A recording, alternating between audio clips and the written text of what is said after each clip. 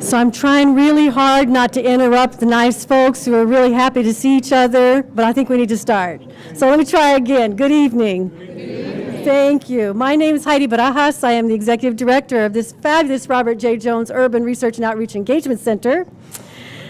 And this is our 5th year of doing critical conversations. And I think the only thing I want to say about that is that this series of conversations has provided a space for all of us to take a hard look, to discuss, and to work together to solve the most pressing issues that we face today. And they've been around a range of things.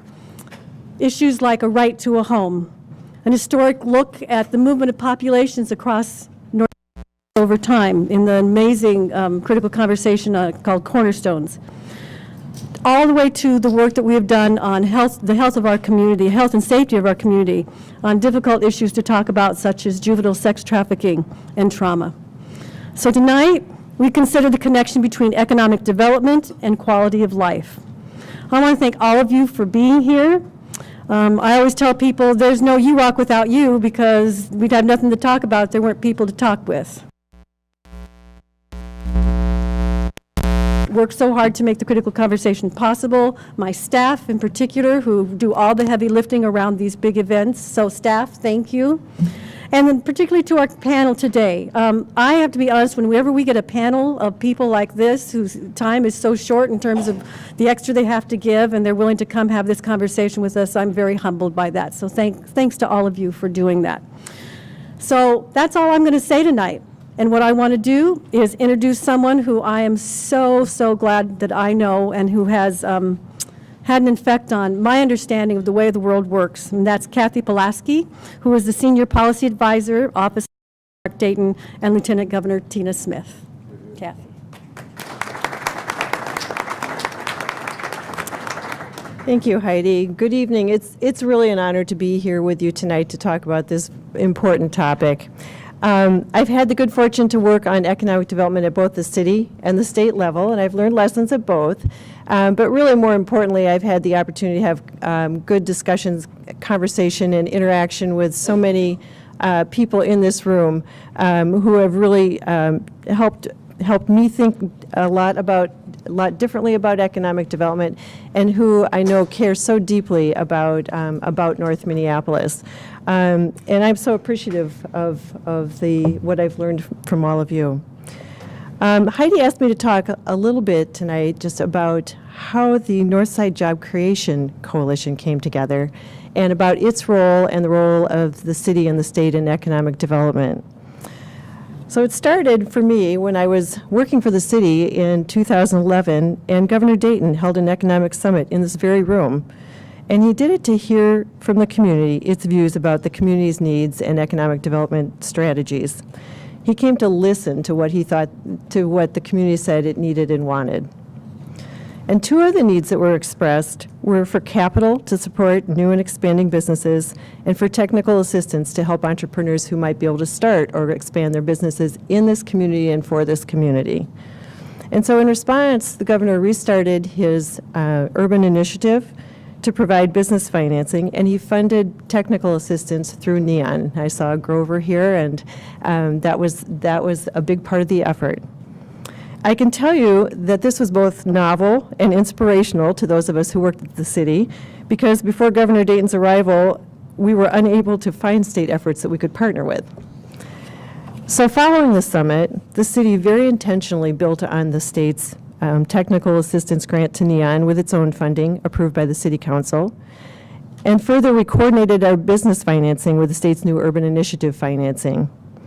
And third, when Mr. Bill English and Ms. Jackie Cherry Holmes, who had met with and strategized with the governor's senior staff following the summit, asked Mayor Ryback to help build a broad-based coalition to bring jobs to North Minneapolis, the mayor agreed on the spot.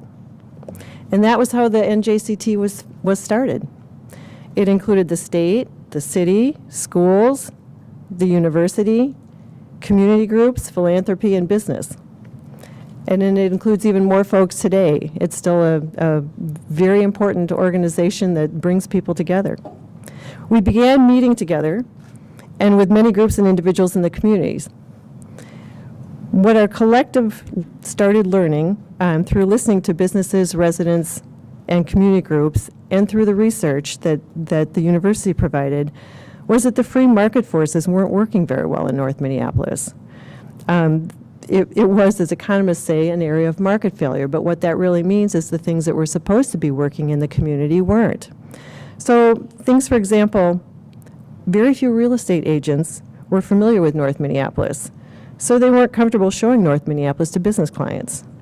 There wasn't a good database of properties available, so businesses didn't know where to find space, and no one had developed a pitch packet to convince business prospects of the advantages of North Minneapolis. North also suffered from some real and perceived issues. For example, a real issue was that many of the industrial buildings in North were functionally obsolete. Their low ceilings and small interior spaces didn't meet modern manufacturing needs. So the combination of the lack of public awareness of what the assets were in North and the real and perceived issues meant that North wasn't able to compete successfully for new business. And so to compete successfully, North needed marketing tools and incentives uniquely tailored to the assets that were here and the challenges that North faced. So we came up with a proposal called Grow North. The purpose of Grow North was both to market the assets of North Minneapolis and to provide financial tools and incentives that were unique to North Minneapolis. What happened? Well, we, meaning I, failed miserably the first time we introduced the proposal to City Hall. My daughter would call it a failure of epic proportions.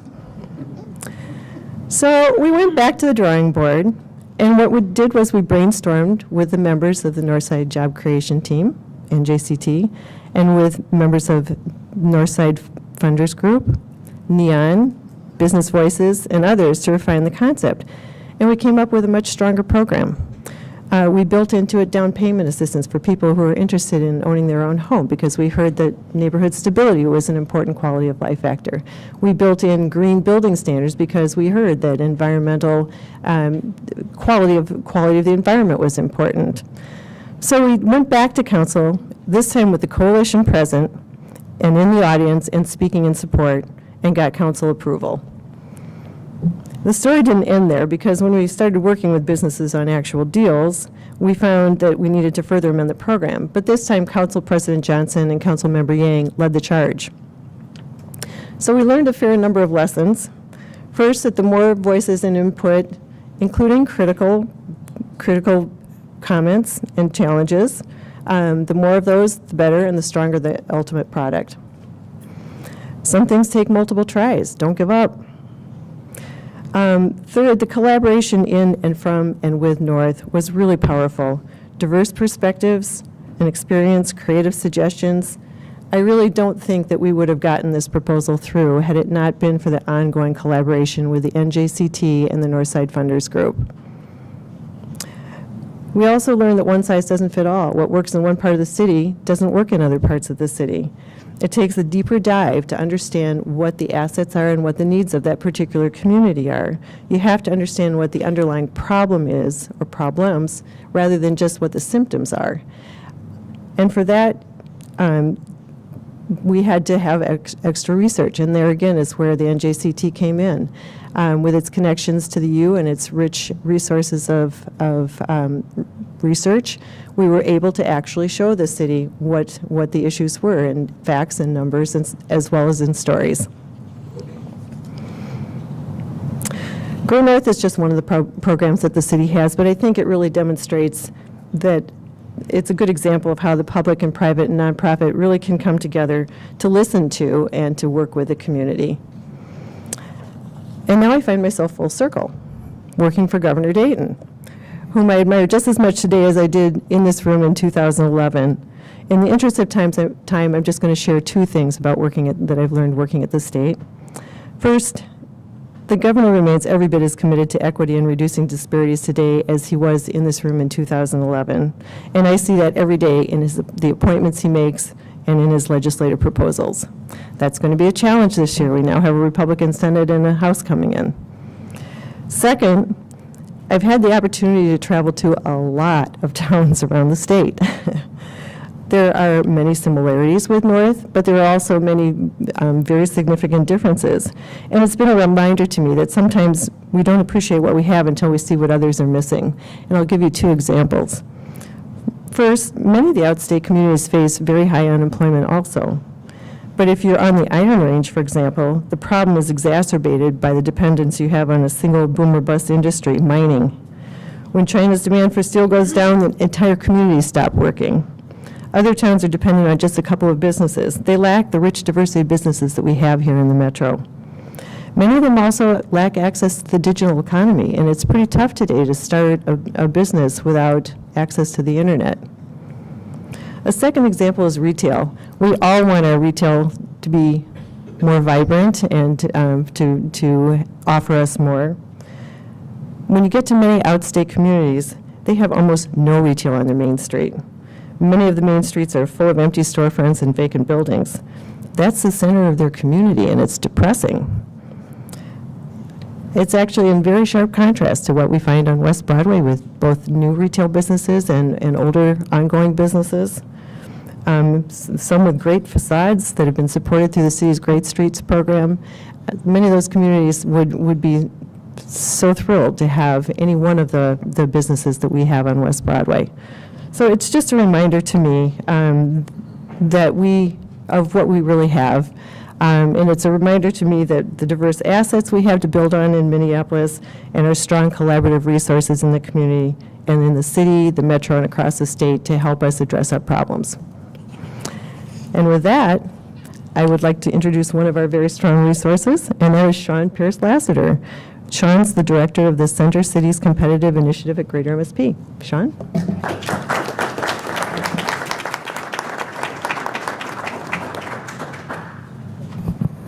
Thank you, Cathy. Can you all hear me?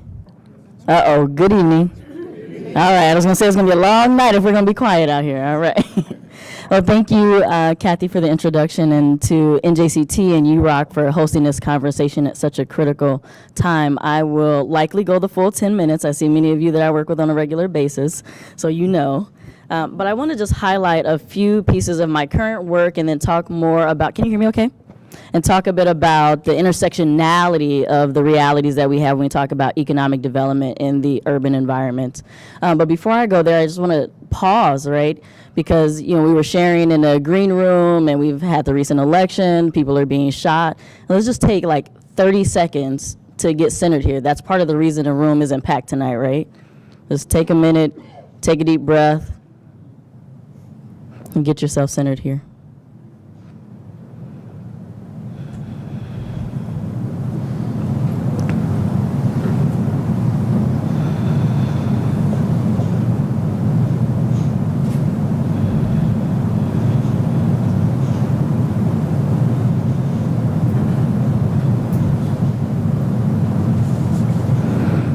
And when you're ready, you can call your attention back to the front. You know, it's not often that when we talk about economic development, we talk about this race and place dynamic that we have at play every day, right? And so I want to just give you a little bit of what's happening around us, not just the negative pieces that we hear about, but in context, what people are doing to address that, as many of you all know, and what we need to do in order to move that forward. So as Cathy said, I'm the Center Cities Competitiveness Initiative Director, and I was going to say a bit about that because when we talk about partnerships and we talk about shifting our environment, economic development today is not the same that it was 10 years ago, right? And it certainly isn't the same that it was 40 or 50 years ago when we were in the heat of segregation, right? That's not even a full generation of people living, going to separate water fountains, being followed in the streets, and yet we're starting to see that again this very day. Right? So the Center Cities Competitiveness Initiative is really a partnership, a collaboration, if you will, between the cities of Minneapolis, St. Paul, Hennepin and Ramsey County, St. Paul Port Authority, Minneapolis Chamber, the St. Paul Chamber, Greater MSP, McKnight's funding that. Did I miss anything, Craig? And that's everyone, right? And those folks have come together to say, you know what? As center cities, right, as the economic drivers for our statewide economy, we realize that we have to do work differently in order to move the work ahead, right? So we can't afford to sit back and wait for projects to come to us. We can't afford to wait for someone to call our office or protest outside. We have to be proactive in getting out there, finding developers that really want to invest in our communities, finding businesses that need the resources, not just those who have the balance sheets to get the work done and thus can invest in this community or any others. We have to make sure that the systems that are in place really work for the bulk of people. So if we go to this place and race, folks, I think it's helpful to remember that we're actually a state of abundance, right? How many states can you go to of this size in our population, where you can go to unpoliced waterfronts? I'm from Chicago. It doesn't happen, right? I've lived in New York. It doesn't happen.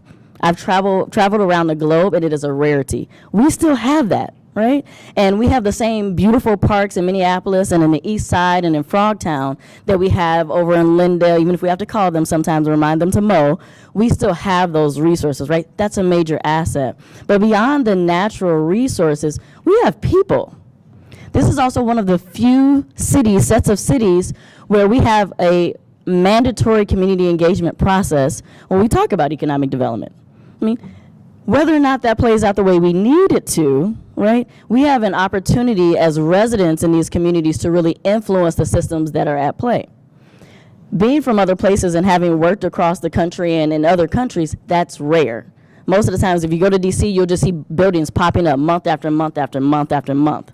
So if we have these amazing natural resources and we have a structure that says that residents have a right to influence the system, and we know that we are actually the #1 state for tech growth in the nation.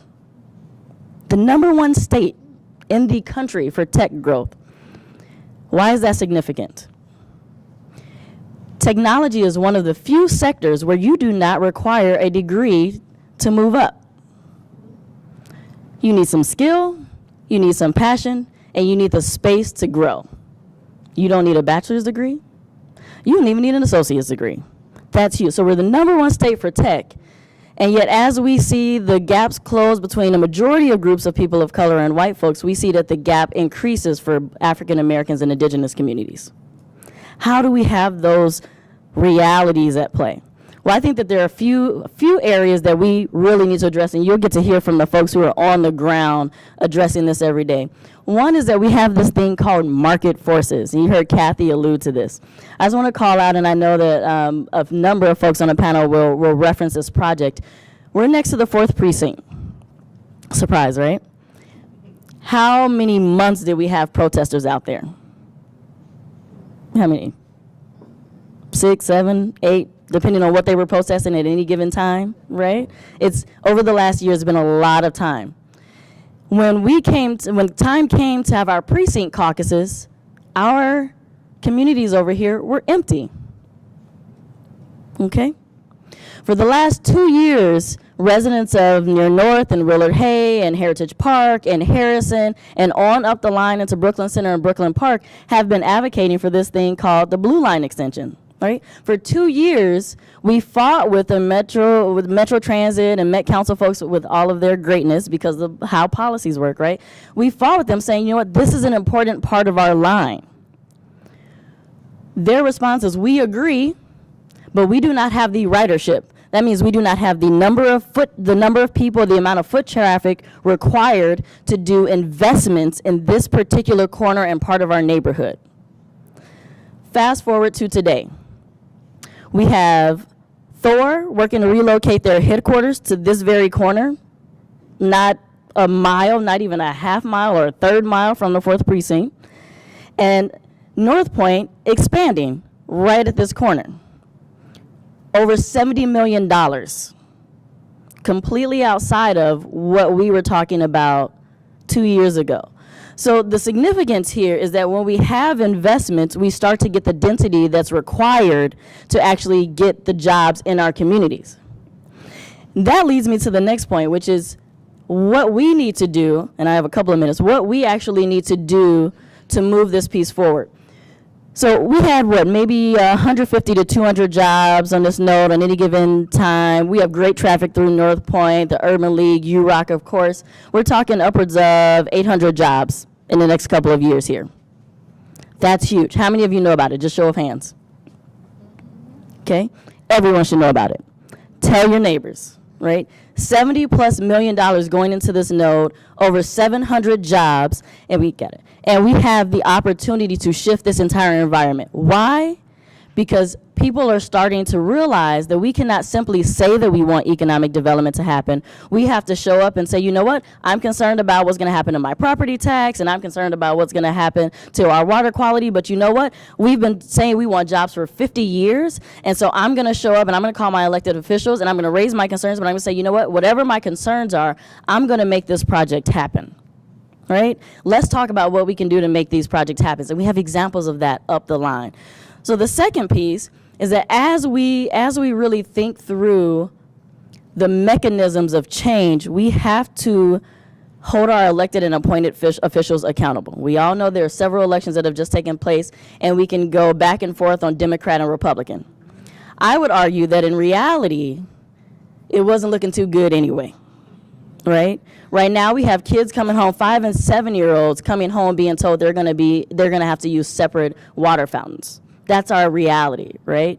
We have elected officials or potential candidates that have never talked about a brownfield. A lot of North Minneapolis is full of brownfields. We need an elected official who understands how you take something that's going to cost a couple $1 million to develop and turn that into housing for us, turn that into jobs for us, turn that into any sort of space that creates the safety that we've been fighting for, the community that we've had for so long that we're reweaving, and so on and so forth. So as we think about these pieces in economic development and the quality of life, we cannot forget that it really is up to us to go beyond what is in our faces, to go beyond what is politically savvy, and be the sometimes one person in a room that's willing to say, you know what, I support you, neighbor, I've agreed with you the last 10 years, but right now we're gonna do something different. So with that, I will just say that you're gonna hear much, much more from the panel on the details of how we make that happen, on the mechanisms at play around banking in this community, and much more. And right now, I would like to welcome our illustrious president of the Black Chamber of Commerce, Lea Hargett.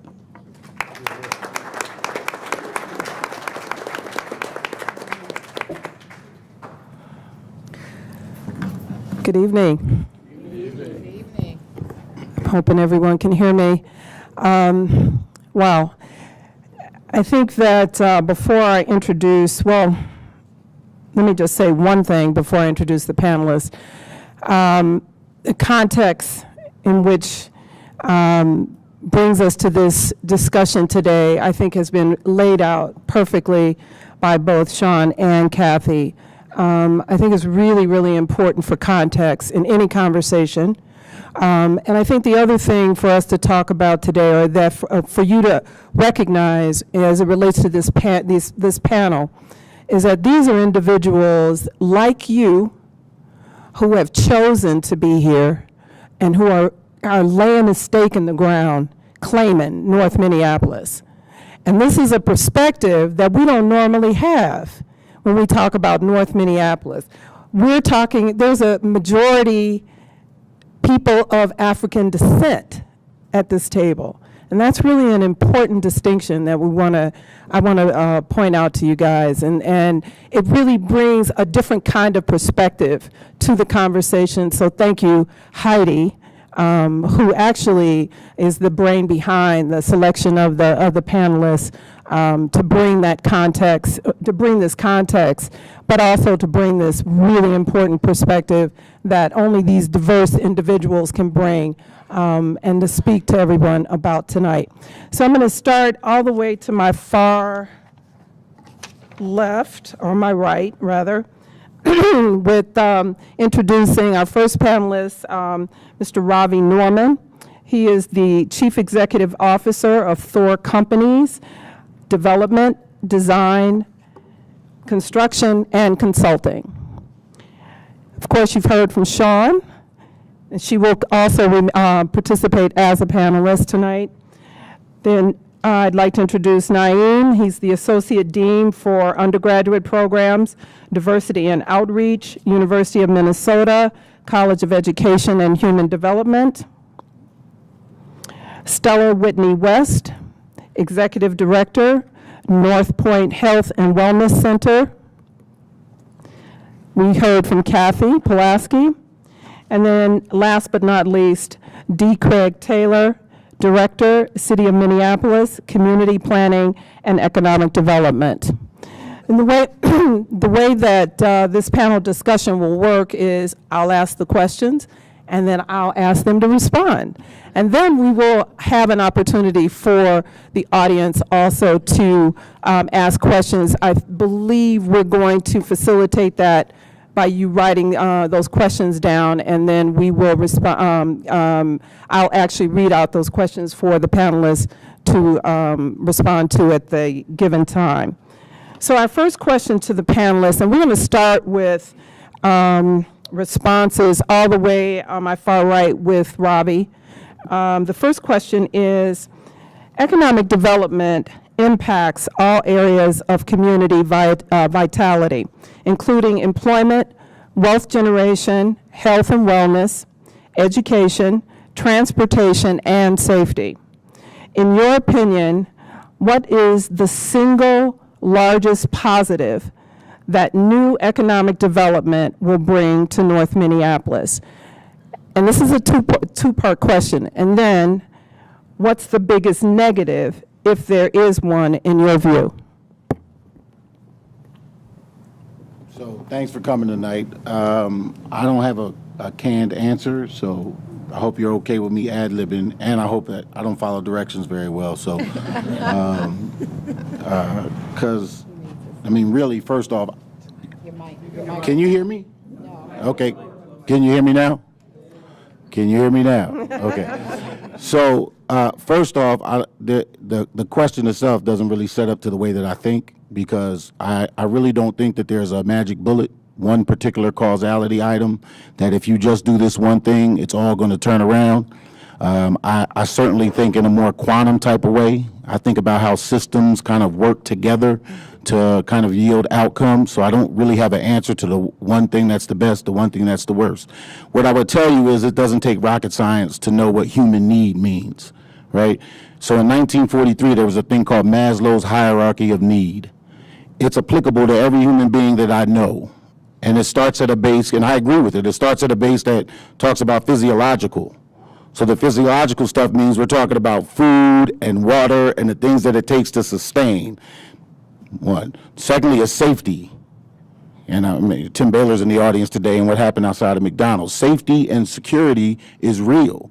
Typically, that's why people try to have houses and things of that nature, so they could try to have a place that they feel safe and secure. Love and belonging is a concept of community. When you feel a certain sense of esteem and confidence, you usually take a little more risk, and you're willing to kind of reach out to others more. And then there's this concept of self-actualization. So to me, the concepts of what it takes at a human need level, we've known for a long time. The other part of it is hierarchical structures to try and look at systems that are going to fix things at the base have never shown themselves to work. The truth of the matter is the things that I just talked about on human need, you're going to be better if you can produce that yourselves. If ultimately and so that brings me to something, because I do think it's a big issue. You know, I feel like a lot of us have been asleep at the wheel, myself included. And so any of you, you know I like acronyms, right? So I tell people, look, we're going to have to stop napping. We're going to have to stop sleeping. NAP to me is an acronym. So there are three things that need to change to me in this whole conversation about economic development. Number one is the narrative. The narrative, every time I hear a conversation about economic development, in particular in places like North Minneapolis, it always starts with the narrative around deficits and liabilities and disparities. Rarely do I ever hear anyone start the conversation on what are the assets that are already there, the people that are already there, the business opportunities and businesses that are already there, the land that is already there, the ideas that might already be there. The narrative has to change. It has to be a conversation about maximizing opportunities and sustaining success based on the assets that we have. And that inventory needs to be done. It really does. It needs to be done at a values level, because we can't accept these outcomes for ourselves unless we say those are the things that we truly value. So we have to get down into a what do we value, how do we map those values against the decisions that we make economically, and what are the barriers and constraints? and be able to identify those clearly from the assets that are already there. The narrative has to change. The A for me is the assessment process has to change. The assessment process has to change. I can tell you that oftentimes in this deficit liabilities versus asset conversation, I grew up not here in North Minneapolis. I grew up in Trenton, New Jersey. Didn't know my father till I was 15, didn't live with my mother after 4th grade. Shot in the 7th grade. So I can't, but I'm gonna tell you, what happens in the hood is universal. I know that. I've seen the application. But I've also been a person who graduated and went to college and got a higher degree and an MBA from the university here, and I'm doing very, very well in the private sector. The assessment model has to change, though, because when I came up, I used to have people that only looked at nominal outputs. The institutions I was a part of only looked at nominal outputs. GPA, SAT, attendance records, et cetera, et cetera. I used to always tell people that my 3.8 that I was getting when I was in high school wasn't the same as some of the other 3.8s that were happening. Why? Because people were never ever measuring and assessing anything except the nominal output. Nobody was ever asking me, what did I actually have to overcome to produce the 3.8? What is the challenges that I'm facing to do that? To me, that's an important part of the characteristic, because the reason I say you could flip liabilities to assets is if we start getting into assessing productivity, innovation, and resiliency. I want to know what people output based on the inputs that they started with, the assets that were given to them to be stewards of.